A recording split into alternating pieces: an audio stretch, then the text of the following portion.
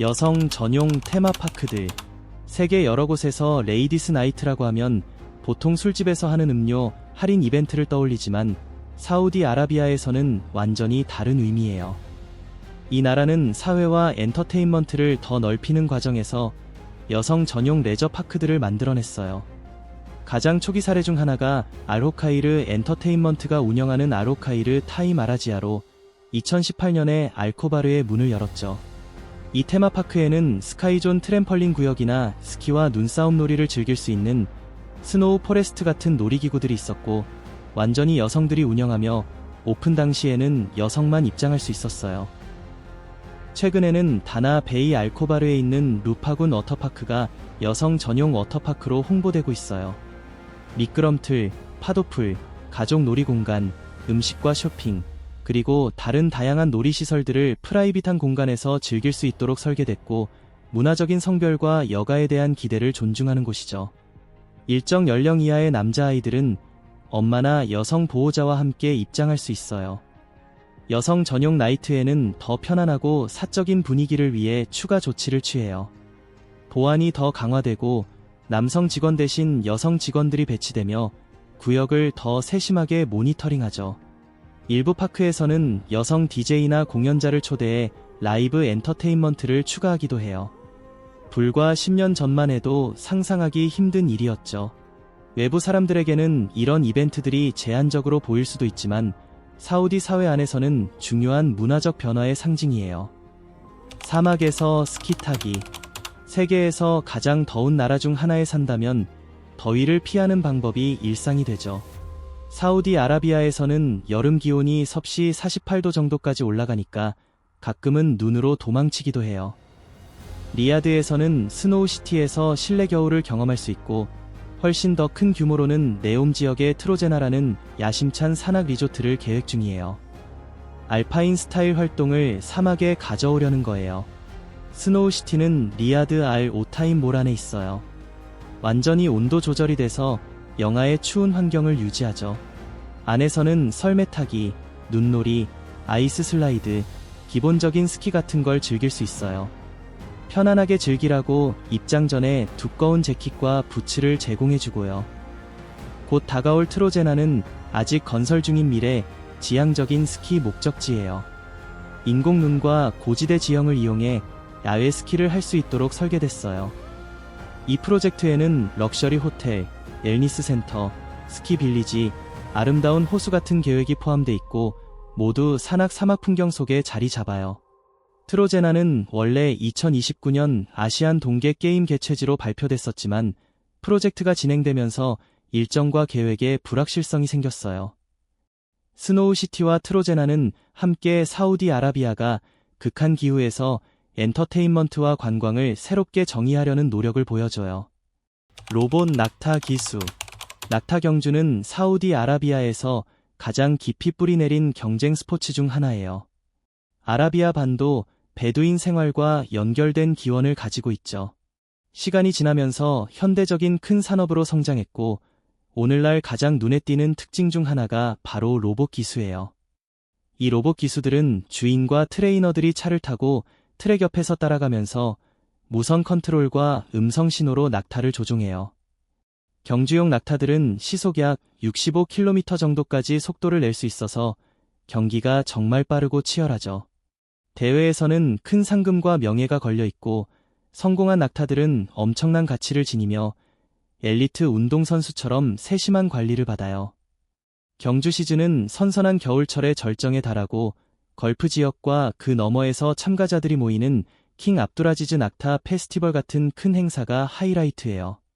고대 전통과 현대 로보틱스를 결합한 사우디아라비아의 낙타 경주는 유산 스포츠가 오늘날의 윤리 기준과 기술에 어떻게 적응했는지 생생하게 보여주는 예시예요. 아르다. 검춤. 사우디아라비아에서는 하얀 로브를 입은 남성들이 어깨를 맞대고 서서 검을 높이 들고 시를 읊조리며 깊고 울림 있는 북소리에 맞춰 리듬을 타는 멋진 문화 장면이 펼쳐져요. 이 공연을 바로 아르다라고 해요. 아라비아 반도 부족들이 수백 년 전 전투전에 했던 의식에서 시작된 전통춤이죠. 원래는 전투 전에 힘과 단결을 보여주기 위해 했던 거였는데 지금은 명예와 용기, 그리고 공동체 정체성을 상징하는 공식적인 문화 표현으로 자리 잡았어요. 춤꾼들은 줄을 맞춰 일사불란하게 움직이면서 북소리에 맞춰 검을 치켜들고 유산과 충성, 공유된 가치를 담은 시적인 구절을 함께 읽죠. 요즘은 주요 축제나 공식 행사에서 자주 볼 수 있어요. 특히 국가 기념일이나 자나드리아 축제 같은 큰 행사에서요. 사우디 지도자들도 가끔 함께 참여하면서 국민 모두의 단합과 자부심을 공개적으로 보여주기도 해요. 이게 현대 사회에서도 여전히 얼마나 중요한지 잘 알 수 있죠. 2015년에는 특히 아라르다 알라즈디아라는 이름으로 유네스코 세계 무형문화유산으로 지정됐어요. 단순한 공연이 아니라 살아 숨쉬는 사우디 역사와 단결, 국가적 자부심의 상징이라는 걸 세계가 공인한 거예요. 장애인 축구팀. 이 나라에서는 장애를 가진 선수들을 위한 축구 프로그램이 정말 잘 발달해 있어요. 특히 지적 장애를 가진 선수들 팀이 가장 두드러진 성과를 내고 있긴 하지만요. 이런 팀들은 신체적, 정신적 어려움이 있어도 최고 수준에서 경쟁할 수 있도록 만들어졌고 실제로 국제대회에서 나라를 대표하며 멋진 활약을 펼쳤어요. 사우디의 지적장애 선수팀들은 국제 스포츠 기관이 주최하는 세계 및 지역 챔피언십에 나가서 놀라운 성적을 거뒀어요. INAS 세계 축구 선수권 대회에서 여러 차례 세계 챔피언 타이틀을 차지하기도 했죠. 경쟁뿐만 아니라 이 팀들은 사회적으로도 큰 역할을 해요. 포용을 장려하고 편견을 깨뜨리며 장애를 가진 젊은이들이 자신감을 갖고 스포츠와 사회생활에 도전하도록 영감을 주거든요. 사우디 스포츠 당국과 국가기관들이 이들을 적극 지원하고 있어요. 장애인 스포츠를 단순히 스포츠가 아니라 사회 전체에 참여, 가시성, 평등 기회를 넓히는 중요한 부분으로 보고 있거든요. 퍼스트 클래스 매. 여기서는 매, 펠컨을 정말 특별하게 아껴줘요. 외국인들은 보면 깜짝 놀랄 정도로요. 심지어 주인과 함께 비행기 객실 안에서 여행할 수 있을 정도예요. 매사냥은 깊이 뿌리내린 문화 전통이자 유산과 품격의 강한 상징이거든요. 그래서 이 새들이 화물칸이 아니라 객실에 타는 거죠. 카타르 항공, 사우디아, 에미레이트 같은 항공사들은 엄격한 조건 아래 매가 객실에 탈 수 있게 해줘요. 보통 이코노미석에 타고 한 승객당이나 한 편당 세수를 제한하죠.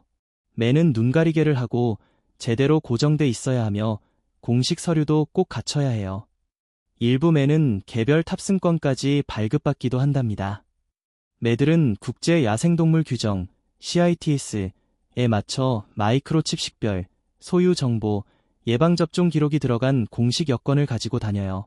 어떤 매들은 정말 엄청나게 비싸지만 품종, 혈통, 훈련에 따라 가격 차이가 커요. 매사냥은 사우디아라비아에서 여전히 큰 문화 경쟁 활동이에요. 사우디 매 클럽 같은 단체가 보호, 규제된 번식, 전통 관행을 적극 장려하고 있죠. 사우디에도 매를 위한 첨단 수혜 시설이 잘 갖춰져 있지만 세계에서 가장 큰 매병원은 보통 아랍에미리트에 있다고 해요. 도덕경찰. 사우디아라비아의 무타윈, 묘토인, 이라고 불리는 미덕지능, 악덕방지위원회는 역사적으로 아주 중요한 종교경찰 조직이에요. 이들은 보수적인 이슬람 행동을 장려하고 사리아, 이슬람 율법의 공식 해석에 어긋난다고 여겨지는 행동, 예를 들어 복장 기준, 성별 분리, 기도 준수 같은 것들을 막는 역할을 맡았죠. 위원회는 1970년대 중반에 공식적으로 자리 잡았고 한때는 3,500명에서 4,000명 정도의 정식 요원에다가 많은 자원봉사자와 지원 인력까지 있었어요. 정부 고위기관에 직접 보고하는 조직이었답니다. 과거에는 권한이 엄청 커서 의심되는 사람을 직접 붙잡거나 대면할 수도 있었는데 최근 개혁으로 그 권한이 크게 줄었어요. 이제는 일반 경찰과 협력해야 하고 역할도 주로 지도와 권고 쪽으로 바뀌었죠. 이 제도는 와하비파 이슬람 해석에 영향을 받은 사우디 종교 문화에 뿌리를 두고 있어요. 다른 이슬람 국가들에도 비슷한 도덕 단속 기관이 있긴 하지만 조직 구조나 이념면에서 사우디 모델과는 꽤 달라요. 물이 너무 비싸요. 사우디아라비아는 심각한 물 부족 문제를 겪고 있어요. 사막 국가라 천연 민물이 거의 없거든요. 그래서 물을 공급하는 게 정말 비용이 많이 들어요.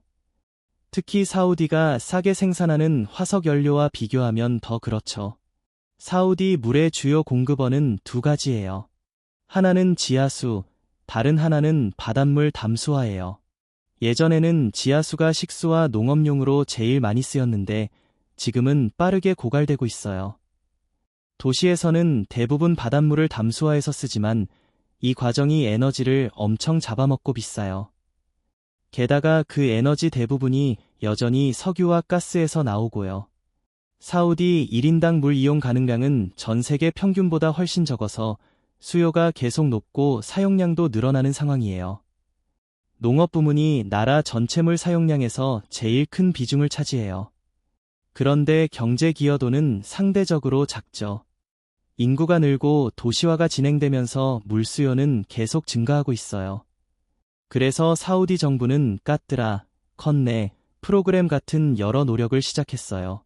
2030년까지 1인당 물 소비를 줄이고 물 절약을 위해 국민 인식 제고, 효율 향상, 물 가격과 보조금 제도 개혁 등을 추진하고 있답니다.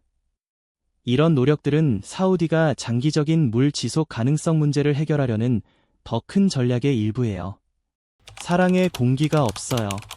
오랫동안 사우디아라비아에서는 발렌타인데이가 권장되지 않았고 사실상 암묵적인 금지 상태였어요. 공식법은 아니었지만 종교당국과 보수학자들은 이날이 이슬람과 무관한 기원이고 결혼 밖에서의 연애 같은 행동을 조장한다고 봤거든요. 그래서 종교경찰, 미덕지능 악덕방지위원회 2월 중순쯤이면 가게들을 감시하면서 빨간 장미, 하트 모양 선물, 발렌타인 테마 물건을 팔지 말라고 경고하곤 했어요. 그때는 일부 가게 주인들이 몰래 팔거나 빨간 물건을 숨기거나 아예 진열을 안 하기도 했죠. 하지만 2010년대 중반 이후 종교경찰의 권한이 크게 줄면서 분위기가 많이 바뀌었어요. 요즘은 사우디 주요 도시의 꽃집이나 가게들에서 발렌타인데이 선물을 공개적으로 팔고 사우디 커플이든 외국인 커플이든 과거보다 훨씬 더 공개적으로 축하해요. 물론 개인적 문화적 이유로 여전히 조용히 보내는 사람들도 있지만 이제 발렌타인데이는 엄격하게 억압되지 않고 사우디 사회에서 점점 자연스러워지고 있어요. 도박은 죄예요. 사우디아라비아에서 도박은 엄격하게 금지되어 있고 이슬람 율법상 심각한 종교적 법적 범죄로 여겨져요. 카지노, 복권, 합법적인 스포츠 베팅 같은 건 전혀 없어요. 도박하다 걸리면 상황에 따라 벌금이나 감옥형 같은 처벌을 받을 수 있죠. 금지에도 불구하고 일부 사람들은 외국 온라인 도박 사이트에 접속하려고 VPN을 쓰기도 해요. 하지만 도박 자체도 불법이고 허가되지 않은 VPN 사용도 불법이라 진짜 위험하답니다. 다만 경마는 스포츠로 허용되고 있어요. 일부 경마 이벤트에서는 상금이 걸린 예측 활동이 있긴 한데 돈을 직접 걸지 않도록 아주 조심스럽게 설계되어 있어서 도박으로 분류되지 않아요. 또 일부 사우디 사람들은 레바논, 이집트, 모로코처럼 카지노가 합법인 나라로 여행가서 공개적으로 도박하기도 해요. 그게 하나의 출구가 되긴 하지만 비용과 노력이 많이 들죠. 전체적으로 사우디에서 도박은 여전히 불법이고 사회적으로도 강하게 억제되며 위험해서 하고 싶은 사람들은 지하로 들어가거나 국경 밖으로 나갈 수밖에 없는 상황이에요. 남녀 분리 결혼식. 사우디아라비아에서는 전통적으로 남자와 여자가 따로 축하하는 결혼식을 해왔어요. 이건 오랜 문화적, 종교적 관습 때문에 성별 분리를 지키는 거예요. 한자리에 모두 모이는 대신 하객들을 다른 공간이나 홀로 나눠서 여자들은 여자들끼리, 남자들은 남자들끼리 파티를 즐기는 거죠. 여자들 공간은 보통 조명, 꽃, 고급스러운 좌석으로 화려하게 꾸며져 있어서 정말 멋진 분위기에서 자유롭게 수다 떨고 즐길 수 있어요. 신부님은 보통 아주 화려한 웨딩드레스를 입고 저녁 동안 옷을 갈아입기도 하죠. 히잡이나 아바야 같은 머리 몸 가리는 옷은 개인 취향이나 집안 전통에 따라 쓰기도 하고 안 쓰기도 해요. 같은 시간에 남자들 파티는 사교와 손님 접대에 초점이 맞춰져 있어요. 신랑은 전통 의상인 토브, 소브, 입고 의식용 비시트와 세마그, 시먹, 나구트라, 고스너 같은 머리 두건을 함께 착용하곤 하죠. 하객들에게는 사우디 전통 음식인 양고기와 쌀 요리, 대추야자, 아랍 커피가 제공돼요. 많은 결혼식에서 신랑이 잠깐 여자들 공간에 들러서 가까운 친척들과 함께 인사하거나 사진 찍고 케이크 커팅 같은 공식적인 순간을 가지기도 해요. 이런 풍습은 여전히 많이 남아있지만 지역이나 집안마다 차이가 크고 특히 큰 도시에서는 전통과 현대적인 요소를 섞어서 진행하는 결혼식도 점점 늘고 있어요. 여성 운전 금지. 수십 년 동안 사우디아라비아는 전 세계에서 유일하게 여성이 운전하는 걸 금지했던 나라였어요. 이건 명확한 법률 때문이라기보다는 보수적인 종교 해석과 정부 지침에 따라 관행적으로 유지된 정책이었죠. 1932년부터 알사우드 가문이 통치하는 이 왕국에서는 오랫동안 여성에게 엄격한 사회적 제한이 있었어요. 금지가 풀리기 전에는 몰래 운전하다 걸리면 구금되거나 벌금을 물거나 다시는 안 하겠다는 서약서를 쓰게 되기도 했어요. 그럼에도 여성들은 청원, 시위, 온라인 캠페인, 특히 위민 드라이브 운동 등을 통해 목소리를 냈고 전 세계의 주목을 받았죠. 일부 활동가들은 체포되거나 국가 안보를 위협한다는 혐의를 받기도 했어요. 특히 개혁 직전이 제일 심했어요. 그러다 2017년 9월, 살만 국왕이 2018년 6월부터 여성도 운전할 수 있게 허용한다고 발표했어요. 이는 무함마드 빈 살만 왕세자가 추진한 더 큰 변화의 일환이었죠. 금지가 풀리기 직전에 몇몇 유명 활동가들이 구금되면서 국제사회의 비판이 쏟아졌어요. 그러고 나서 2018년 6월 24일, 여성이 합법적으로 운전을 시작한 날은 역사적인 순간이었어요. 많은 사람이 축하했지만 사우디 사회 안에서는 반응이 엇갈리기도 했죠. 국경일 축하 행사.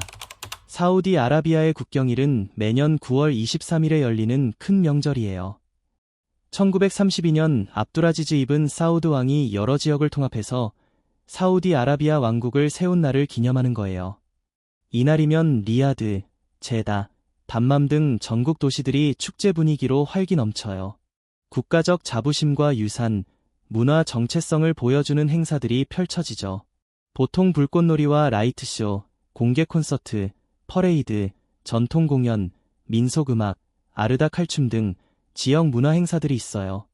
이 모든 게 사우디의 역사와 현대적인 감각이 어우러진 모습이에요. 거리와 건물, 공공장소는 국기 색깔인 초록색과 흰색으로 장식되고 사우디 국기가 여기저기 펄럭이며 단결과 자부심을 보여줘요. 공식 국경일 휴일은 9월 23일이지만 축하 행사는 며칠에 걸쳐 이어져요. 가족 모임, 축제, 전시회, 특별 이벤트 등이 더해져서 정말 축제 분위기가 물씬 나죠.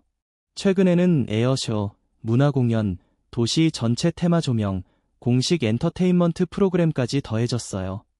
유산, 발전, 국가 정체성 같은 주제를 중심으로 펼쳐져서 왕국에서 가장 활기찬 축제 중 하나로 자리 잡았어요. 비싼 번호판.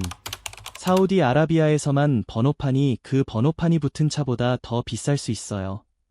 정부가 공식 온라인 경매를 열어서 독특한 차량 번호판을 판매하는데 이건 정부에 앞서 앱이셔 전자 플랫폼을 통해 진행돼요. 시민들이나 거주자들이 희귀하거나 인기 있는 숫자나 글자 조합, 예를 들어 단순한 한 자리 숫자나 특별한 순서에 입찰할 수 있죠. 많은 사람들이 이런 번호판을 명예와 개인 스타일의 상징으로 여기거든요. 이 경매는 왕국의 더 큰 디지털 전환 노력의 일부예요. 정부 서비스를 더 편리하고 투명하게 만들기 위한 거죠. 참가자들은 전국 어디서나 교통사무소를 방문하지 않고도 입찰할 수 있어요. 앞셔에 로그인해서 교통 서비스 메뉴를 선택하고 정해진 기간 안에 입찰하면 돼요. 보통 보증금이 필요하고 낙찰되지 않으면 환불되는 경우가 많아요. 이 제도는 엄청난 관심을 끌었어요. 희귀성과 개성을 중시하는 사람들이 열정적으로 참여하고 과거 경매에서 몇몇 번호판은 수천만 달러, 그러니까 수백억 원에 팔리기도 했어요. 입찰 경쟁이 치열한 데다 사우디 시장에서 독점적인 번호판이 문화적으로 큰 매력을 발휘하기 때문이죠. 더라인, 더라인. 더라인은 사우디의 야심찬 메가시티 프로젝트로 네옴, NUM 개발안에 포함돼 있어요. 2021년에 무함마드 빈 살만 왕세자가 발표했는데 나라의 비전 2030 경제 다각화 전략과 연결된 거예요. 원래 계획은 길이 170km, 높이 500m, 너비 200m인 선형 도시였어요. 완전히 재생에너지로 운영되고 차도 없고 전통도로도 없는 곳이죠. 최대 900만 명이 살 수 있도록 설계됐고 필수 서비스는 도보 5분 이내, 도시 끝에서 끝까지는 20분 만에 이동할 수 있게 하려 했어요. 초기 디자인에는 환경과 조화를 이루고 열을 줄이는 거울 같은 외관이 포함됐고 이 급진적인 도시 개념으로 전 세계의 주목을 받았어요. 건설은 초기 기초공사와 인프라 준비로 시작됐지만 최근 보도에 따르면 지연과 비용 압박, 규모 축소 가능성이 제기되고 있어요. 원래의 완전한 비전이 많이 줄어들 수도 있다는 거죠. 게다가 현지 주민 이주와 환경 문제로 논란도 일고 있어요. 아브라지 알 바이트 시계탑, 어브러지 엘 베이트 클락 타워. 메카에서 아브라지 알 바이트 시계탑은 도시 위로 높이 솟아 있어요. 세계에서 가장 큰 시계판을 가지고 있고 행성상 가장 높은 건물 중 하나로 꼽히죠. 높이가 무려 601m예요. 이 거대한 구조물은 매년 수백만 명의 순례자들이 찾는 성지를 위해 만들어진 대규모 개발 단지의 일부예요. 시계판 지름이 43m나 돼서 큰 여객기 날개폭과 비슷하고 강력한 조명 덕에 무려 25km 밖에서도 볼 수 있어요. 탑 안에는 럭셔리 호텔, 거대한 쇼핑몰, 주거 아파트, 그리고 이슬람 박물관이 들어가 있어요. 시계 위에는 약 35톤 무게의 거대한 황금 초승달이 있고 21만 개의 LED 조명으로 빛나죠. 화려함에도 불구하고 비판도 받았어요. 이 탑은 17세기 아지아드 요새가 있던 자리에 세워졌기 때문에 중요한 이슬람 역사 유적을 파괴했다는 강한 반발이 있었거든요. 그래도 아브라지 알 바이트 단지는 사우디아라비아가 세계에 보여주고 싶은 걸 잘 나타내요. 종교적 중요성, 경제적 힘, 그리고 대담한 야망을 하나로 모은 거대한 랜드마크로 이슬람의 가장 성스러운 장소 위에 우뚝 서 있죠. 황금 슈퍼카. 사우디아라비아는 특히 리야드와 제다 같은 도시에서 강력한 슈퍼카 문화를 자랑해요. 페라리, 람보르기니, 벤틀리, 부가티 같은 고급차들이 자동차쇼, 럭셔리 딜러숍, 애호가 모임에서 자주 보이죠. 왕국에서 가장 부유한 일부 사람들은 한 발 더 나아가서 눈길을 사로잡는 마감 처리를 해요. 금색이나 크롬 래핑 같은 트렌드가 현지와 해외에서 많이 기록됐어요. 특히 여름에 런던 같은 도시에서 열리는 슈퍼카 시즌 때 중동 슈퍼카들이 전 세계의 시선을 끌죠. 이런 차들은 공장 기본이 아니라 맞춤형 인테리어를 자랑해요. 최고급 소재와 수작업 디테일로 개인 취향을 고스란히 드러내죠. 이국적인 차들에 대한 열광 덕분에 리야드와 제다가 지역 럭셔리, 자동차 문화의 중심지로 자리 잡았어요. 부와 독점성, 사회적 명예가 모두 어우러진 곳이죠. 럭셔리 베두인 텐트. 베두인 텐트는 현지에서 바이트 알샤르, 베이드 엘세 AR, 즉 털의 집이라고 불려요. 아라비아 반도, 특히 사우디아라비아 사막 지역에서 전통적으로 사용되는 쉼터인데 염소털과 양털로 짜서 더위, 추위, 바람, 비, 그리고 모래 폭풍으로부터 보호해주죠. 이 텐트는 유목 생활의 중심이었고 사람들 모여서 어울리는 장소이기도 했어요. 그래서 관대함과 공동체 정신을 상징하는 중요한 문화 유산이랍니다. 만드는 기술도 대대로 전해 내려오고 있어요. 요즘 사우디 문화에서도 겨울철이나 가족 친구 모임 때 여전히 전통 텐트를 많이 사용하고 베두인 스타일을 본뜬 고급 사막 캠프도 인기가 많아졌어요. 이런 곳들은 편안하고 현대적인 시설을 갖추고 있어서 정말 좋지만 진짜 전통적인 바이트 알샤르와는 조금 다르죠. 전통 텐트든 이런 영감을 받은 곳이든 손님들은 베두인 전통에서 비롯된 환대 문화로 아랍 커피와 향을 즐길 수 있어요. 정말 따뜻하고 특별한 경험이에요. 메카의 카바. 카바는 메카에 있는 대성원, 마스지드 알아람 한가운데 있는 정육면체 모양의 건축물이에요. 이슬람에서 가장 성스러운 장소로 전 세계 무슬림들이 기도할 때 이쪽을 향해요. 이슬람 전통에 따르면 예언자 이브라힘, 아브라함과 그의 아들 이스마엘, 이 처음으로 일신교 예배를 드리는 집으로 지었다고 해요. 카바는 검은 실크천인 키스와로 덮여 있는데 금색 코란 구절로 수놓아져 있고 매년 새로 교체돼요. 매년 수백만 명의 순례자들이 엄러를 위해 메카를 찾아와요. 그들은 타와프라는 의식을 하는데 카바 주위를 반시계 방향으로 7번 도는 거예요. 이건 하나됨과 헌신을 나타내는 정말 중요한 의식이죠. 카바 한쪽 구석에는 검은 돌, 블랙스톤이 있는데 은 테두리로 감싸여 있고 많은 순례자들이 전통에 따라 만지거나 입맞춤하려고 해요. 비무슬림은 메카나 성원에 들어갈 수 없고 많은 무슬림들에게 카바는 신앙의 영적 중심이자 궁극적인 순례지로 여겨져요. 붉은 모래 언덕. 리야드 외곽에 있는 붉은 모래 언덕은 정말 멋진 사막 풍경이에요. 철분이 많아서 모래가 붉은 빛을 띠는데 특히 해 뜰 때나 질 때 그 색감이 더 선명하고 아름다워요. 도시에서 멀지 않은 곳에 이런 자연 경관이 있다는 게 놀랍죠. 리야드에서 북동쪽으로 차로 30분에서 60분 정도 가면 도착해요. 현지 사람들과 관광객들이 샌드보딩, 사륜구동차로 모래 언덕 달리기, 듄 배싱, 쿼드 바이크 타기, 낙타 타기 같은 활동을 즐기러 많이 찾아와요. 특히 겨울처럼 선선한 계절에는 당일치기 여행이나 밤하늘 아래 캠핑도 인기 많아요. 바람에 따라 계속 모양이 바뀌는 언덕 덕분에 야외 모험과 사진 찍기에 딱 좋은 곳이죠. 도시에서 벗어나 자연을 만끽하기에 정말 사랑받는 장소예요. 다만 음식이나 음료 같은 편의 시설은 보통 투어 프로그램이나 피크닉으로 준비하는 경우가 많고 사막의 상설 가판대 같은 건 거의 없어요.